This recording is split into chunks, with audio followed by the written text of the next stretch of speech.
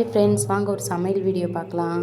காரக்குழம்பு தான் வைக்க போகிறோம். காரக்குழம்புக்கு எண்ணெயை ஊற்றி வெந்தயமும் கடுகும் நல்லா பொரிஞ்ச உடனே வெங்காயத்தை போட்டுக்கலாம். சின்ன வெங்காயமும் பூண்டும் தக்காளியும் ஒன்றா கொட்டி நல்லா வதக்கலாம். சின்ன வெங்காயம் போட்டால் டேஸ்ட்டாக இருக்கும் காரக்குழம்புக்கெலாம். பாருங்கள், நல்லா வதங்கிறதுக்கு மஞ்சத்தூளும் உப்பும் போட்டால் சீக்கிரமாக வதங்கிடும்.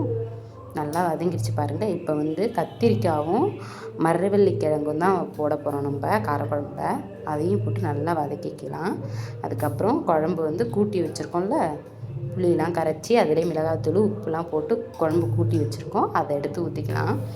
சிலவங்க புளி மட்டும் ஊற்றிட்டு அதுக்கப்புறம் மிளகாத்தூள்லாம் போடுவாங்க. நம்ம எல்லாம் இந்த மாதிரி குழம்பு கூட்டி வச்சுட்டு தான் ஊற்றுவோம். பாருங்கள், நல்லா காரக்குழம்பு கொதிக்குது. இதுக்கு சைடிஷ் முருங்கைக்கீரை பொரியல் செஞ்சாங்க. செம்மையாக இருந்துச்சு. ஆனால் நான் முருங்கைக்கீரை சாப்பிடல, அம்மா அப்பாலாம் முருங்கைக்கீரை சாப்பிட்டாங்க. காரக்குழம்பு ரெடி ஆகிடுச்சு பாருங்கள்.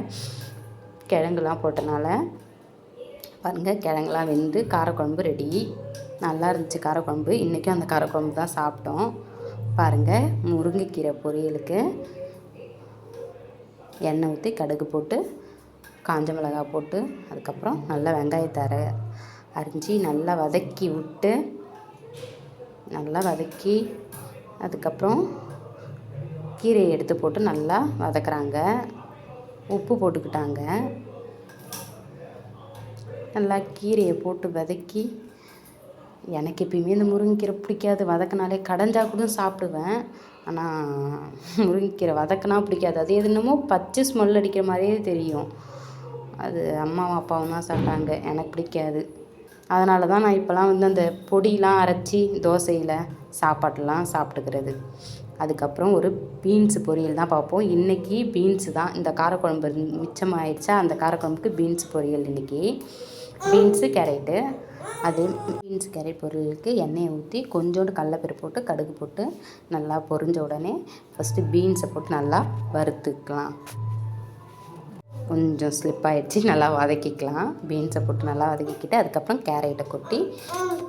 கேரட்டையும் கொட்டி வதக்கி உப்பு போட்டுக்கலாம். உப்பு போட்டோன்னே கொஞ்சோண்டு மஞ்சத்தூள் போட்டுக்கலாம். நம்ம வீட்டில் எப்பயுமே ஐயப்பம் படைக்கிறதுக்கு சிம்பிளான சாப்பாடு தான். இன்றைக்கி இந்த பீன்ஸ் பொரியலோடையே விட்டாச்சு. ஏன்னா ஏற்கனவே வச்ச காரக்குழம்பு இருந்துச்சு. அதனால் இந்த பீன்ஸு கேரட் பொரியலோடையே ஐயப்பருக்கு வச்சு படைச்சாச்சு. நம்ம வீட்டில் மட்டும் டிஃப்ரெண்ட்டாக சிம்பிளாக தான் சாப்பாடே படைப்போம். நம்ம கையில் என்ன இருக்கோ அதை தான் வச்சு ஐயப்பனுக்கு படைப்போம் நாங்கள். பாருங்கள், அவ்வளோதான் டிஷ்ஷு. ஆனால் அப்பா மட்டும் பழசு சாப்பிட மாட்டாங்க, நாங்கள் சாப்பிட்டுப்போம். அப்பா இந்த பீன்ஸ் மட்டும் போட்டு கேரட் பீன்ஸ் போட்டு இந்த பொரியலோடையே சாப்பிட்டாங்க. இன்றைக்கி தான் படையல். வேணால் பாருங்கள், இதை தான் வச்சு நாங்கள் படைச்சிருக்கோம். பாருங்கள், எப்பயுமே சிம்பிளான படையல் தான் நம்ம வீட்டில். இந்த வீடியோ உங்களுக்கு பிடிச்சிருந்தா லைக் பண்ணுங்கள் ஃப்ரெண்ட்ஸ். கொஞ்சம் ஷேர் பண்ணுங்கள். சப்போர்ட் பண்ணுறீங்க, ரொம்ப பிடிச்சிருக்கு. எல்லாருக்கும் மிக்க நன்றி. நீங்கள் சப்போர்ட் பண்ணுறதுனால இவ்வளோ லைக் கிடைக்குது எனக்கு. அதுக்கப்புறம் ஈவினிங் ஸ்நாக்ஸுக்கு கிழங்கு இருந்துச்சு. கிழங்கு அவிச்சி சாப்பிட்டுட்டு ஒரு நல்ல டீ போட்டு குடித்தாச்சு. இன்றைய பொழுது இப்படி தான் ஓடிச்சு. இந்த காரக்குழம்பு முருங்கைக்கீரையும் அது நேற்று வச்சது.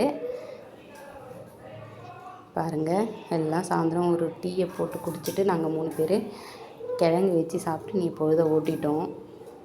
இந்த வீடியோ சிம்பிளாக தான் இருக்கும். இந்த வீடியோ உங்களுக்கு எல்லாருக்கும் பிடிக்கும் நம்புகிறேன். கொஞ்சம் லைக் பண்ணுங்கள் ஃப்ரெண்ட்ஸ். பார்க்குறீங்க, ஆனால் லைக் பண்ண மாட்டேங்கிறீங்க. கொஞ்சம் நீங்கள் லைக் பண்ணால் எனக்கு கொஞ்சம் ஹெல்ப்பாக இருக்கும். கொஞ்சம் லைக் பண்ணுங்கள்.